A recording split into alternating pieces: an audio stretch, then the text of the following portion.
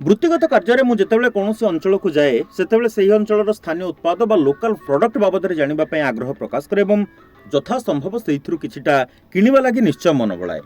ଦର୍ଶକ ବନ୍ଧୁ, ଆପଣ ଦେଖିଥିବେ 4 ଦିନ ହେଲା ଗଞ୍ଜାମ ଖନ୍ଦାଶାଳ ପକ୍ଷରୁ କୌଣସି ପ୍ରକାର ପ୍ରସାରଣ ହୋଇପାରି ନାହିଁ, କାରଣ ମୁଁ ହେଡକ୍ୱାର୍ଟରରେ ନଥିଲି, ବୃତ୍ତିଗତ କାର୍ଯ୍ୟରେ ହିଁ ବାହାରକୁ ଯିବାକୁ ପଡ଼ିଥିଲା।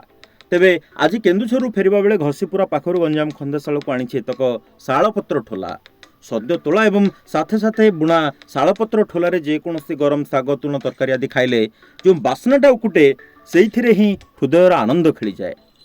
ଦର୍ଶକ ବନ୍ଧୁ, ଏତକ ପତର ଠୋଲାର ମୂଲ୍ୟ ମାତ୍ର 15 ଟଙ୍କା।